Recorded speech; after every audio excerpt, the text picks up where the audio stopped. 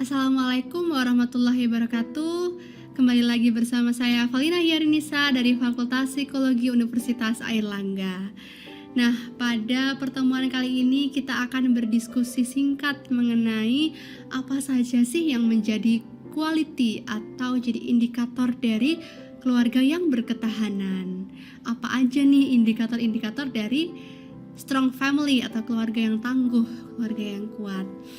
Seperti yang kita sudah bahas sebelumnya, bahwa keluarga yang tangguh itu adalah keluarga yang bisa memiliki kekuatan baik dari segi psikologis, segi fisik, segi finansial, dan juga aspek-aspek nilai yang dianut dalam keluarga.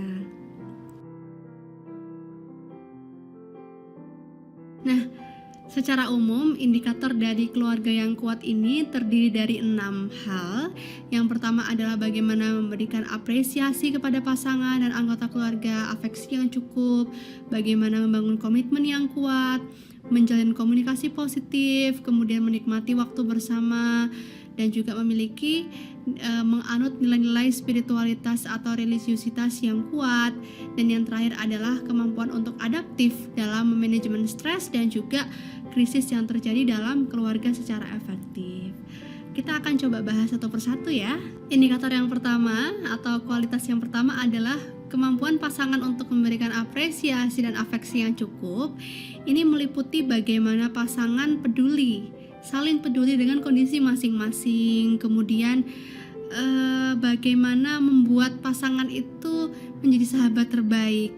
Artinya kalau sahabat terbaik, segala suka maupun duka, segala hal-hal yang menyenangkan maupun hal-hal yang perlu diselesaikan disampaikan secara terbuka dan dengan bijaksana.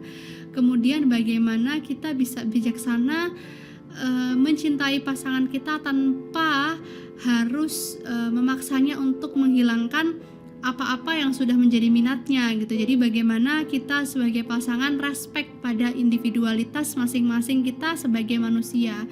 Jadi misalnya contoh sederhananya ya, ketika saya menikah gitu ya, saya menikah dengan seseorang yang memang ternyata benar-benar berbeda gitu dari saya ya. Saya yang tidak tahu apa itu PS, ternyata suami saya sangat menyukai yang sifatnya games, otomotif, dan itu emang dunia lain ya buat saya. Tapi bagaimana saya tetap bisa respect gitu dengan hal-hal yang beliau suka tanpa harus berusaha untuk menghilangkan hal itu gitu. Jadi bagaimana pasangan bisa menyepakati jam-jam mana yang sifatnya jam bersama, jam-jam mana yang sifatnya kembali ke individu masing-masing. Mungkin istri ada peran di lingkungan kerjanya dan harus mengerjakan, mungkin suami juga demikian, dan juga suami ada jam-jam tertentu untuk bermain games atau mungkin menekuni hobinya. Bagaimana kita bisa saling support dengan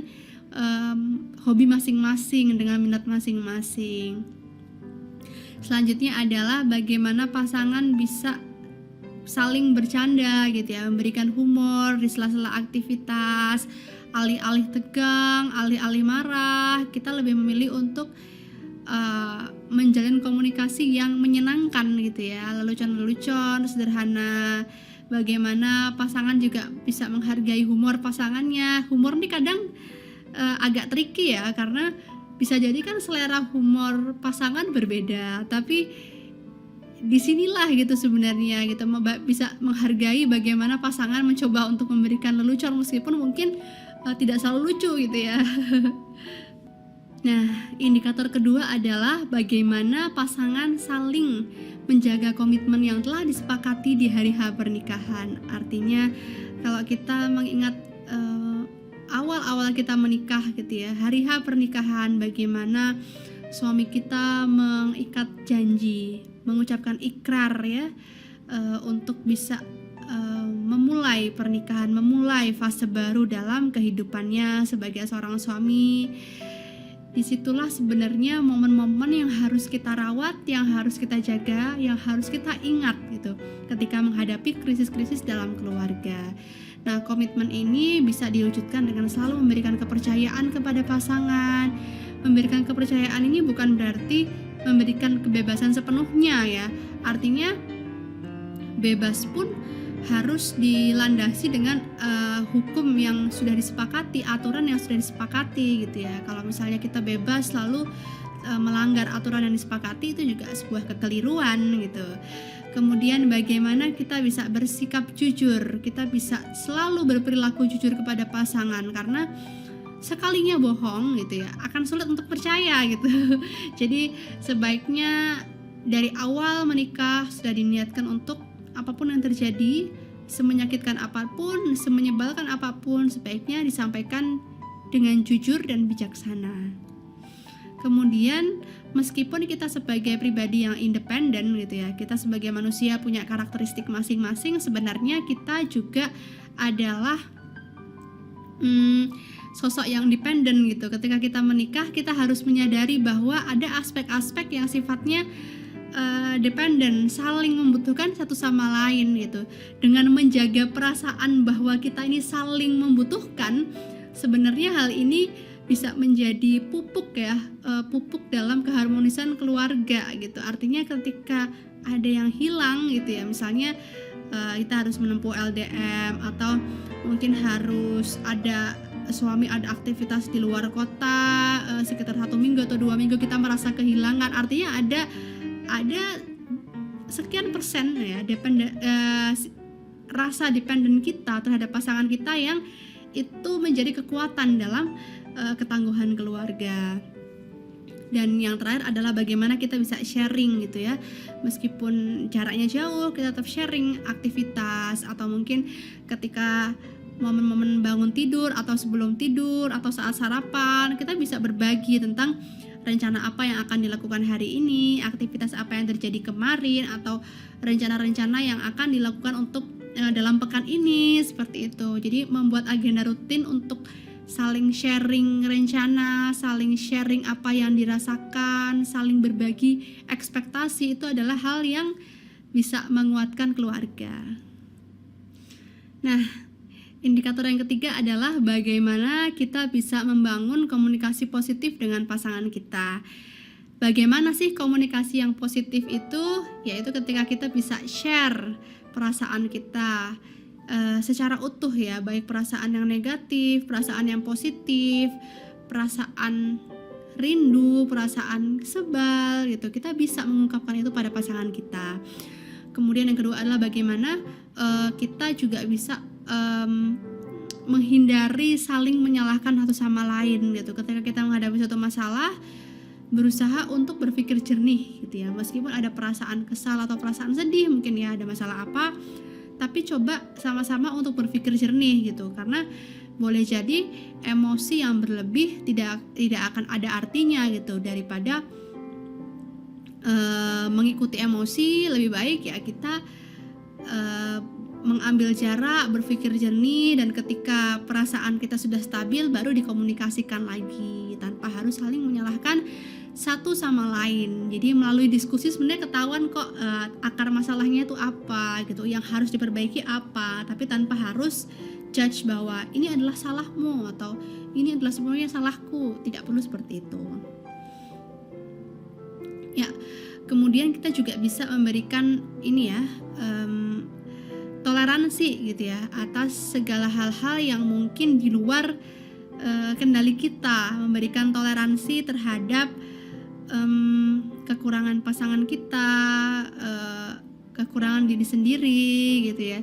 Meskipun kita akan selalu berusaha untuk berubah, tapi dalam perjalanan rumah tangga tidak mungkin segalanya berjalan mulus gitu ya. Tidak mungkin ketika kita sudah niat berubah langsung berubah 180 derajat gitu kan. Ada proses yang harus dilewati, menghargai setiap proses, menghargai tumbuh kembang keluarga.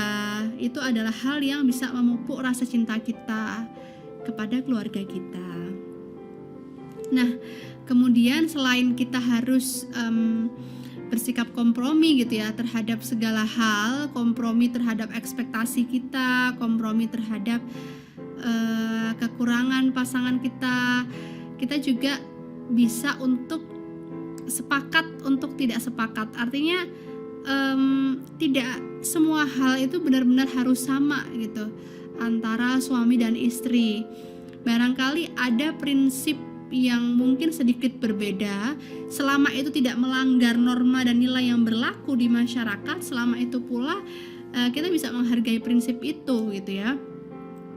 Misalnya ada prinsip dari keluarga suami gitu ya, yang menerapkan bahwa tidur setelah subuh ini tidak baik gitu untuk kesehatan. Itu hal yang tidak dilakukan di keluarganya gitu. Kemudian si istri ternyata karena mungkin jam kerjanya sampai malam atau mungkin penyesuaian gitu, kemudian dia jadi mengantuk gitu ya setelah subuh gitu. Dan selama ini tidak terlalu mengganggu, kita harus belajar untuk agree to disagree gitu. Tapi pada momen-momen tertentu nggak masalah untuk dibicarakan. Sebenarnya yang aku ekspektasikan seperti ini, sebenarnya yang aku inginkan seperti ini, itu boleh untuk disampaikan tanpa menghakimi. Lalu bagaimana untuk indikator yang keempat untuk keluarga yang kuat, yaitu bagaimana kita bisa menikmati waktu bersama dengan pasangan kita. Jadi kita membuat quality time yang jelas untuk berdua, untuk menikmati setiap kebersamaan, menikmati hari-hari atau menikmati makan malam bersama gitu ya. Kemudian saling cerita untuk kondisi masing-masing, misalnya menceritakan pekerjaannya, menceritakan aktivitas sehari-hari, dan menceritakan hal-hal yang sifatnya sederhana padahal itu adalah modal kita untuk terus bertahan dalam rumah tangga. Jadi mungkin kita nggak harus selalu cerita hal-hal yang sifatnya riset, hal-hal yang sifatnya ilmu pengetahuan, tapi hal-hal yang simpel-simpel saja gitu. Dalam perjalanan pulang ke rumah kita ngobrolin apa gitu, misalnya ngobrolin apa yang terjadi seharian ini gitu, atau membuat lelucon gitu ya, sharing fun times, sharing hal-hal yang sifatnya lucu. Dan yang harus dipahami adalah konten-konten yang menurut kita tuh nggak penting gitu, itu sebenarnya adalah bagian dari bagaimana kita bertumbuh gitu, bagaimana keluarga itu terus bertumbuh, bagaimana good things take time. Artinya ini bagian dari good things gitu loh. Hal-hal yang kita anggap nggak penting, hal-hal yang kita anggap lelucon, hal-hal yang kita anggap nggak ada isinya gitu ya, itu barangkali bagian dari good things gitu ya, untuk mencapai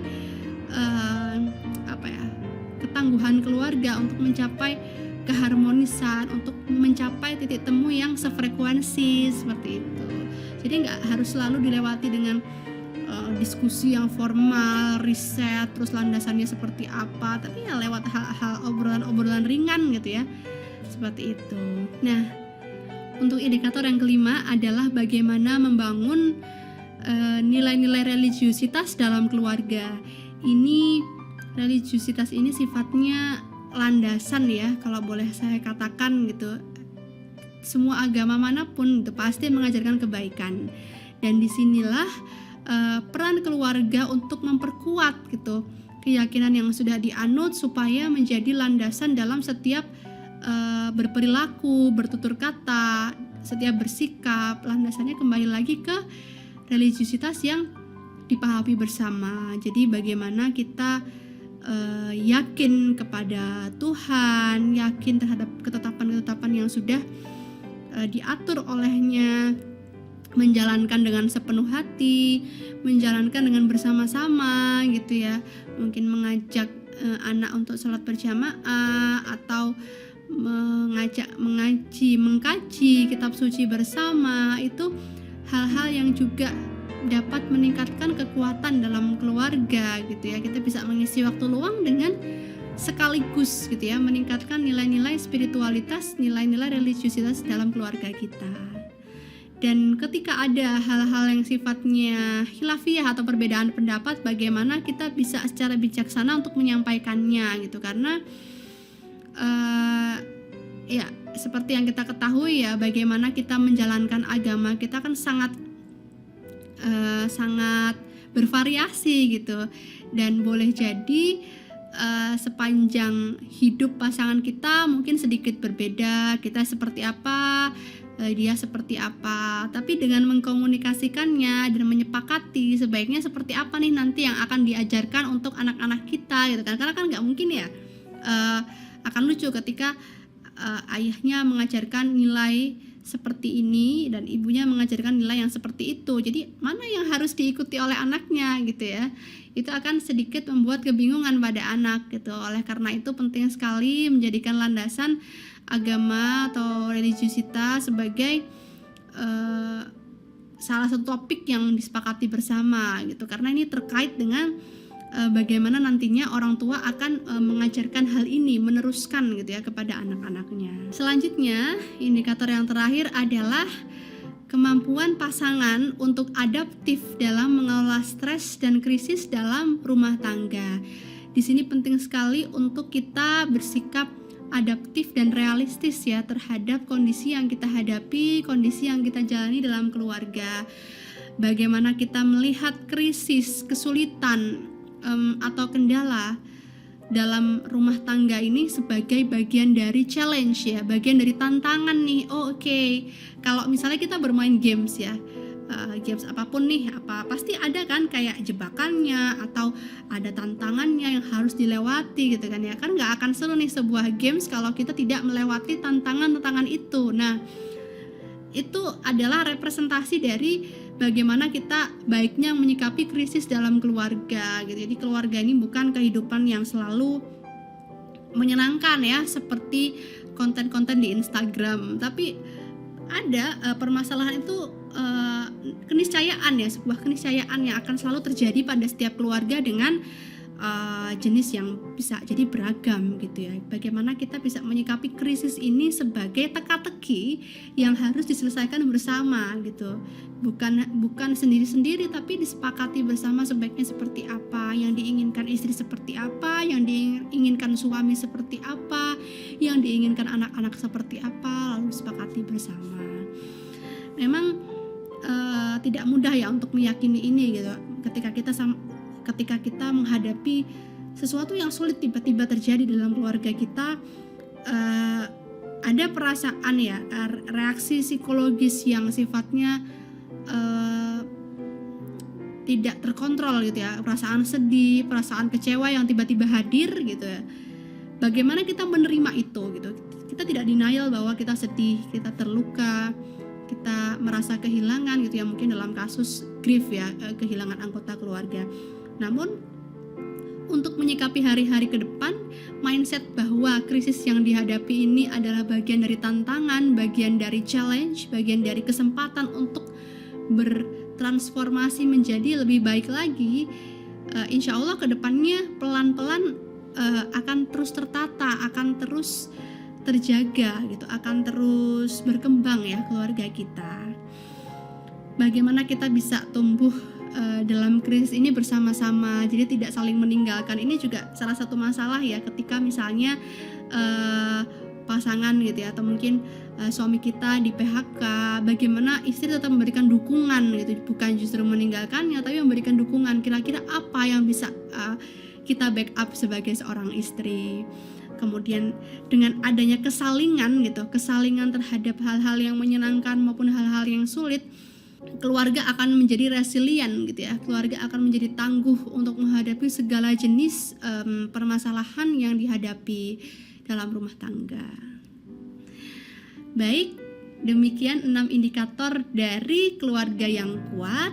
Semoga 6 indikator ini bisa kita terapkan, bisa kita jalani langsung ya setelah perkuliahan ini pelan-pelan, dan semoga kita selalu menjadi anggota keluarga yang tangguh sehingga kita juga bisa membentuk sistem dalam keluarga yang berketahanan. Terima kasih, sampai bertemu di materi selanjutnya. Selamat mengerjakan kuisnya. Wassalamualaikum warahmatullahi wabarakatuh.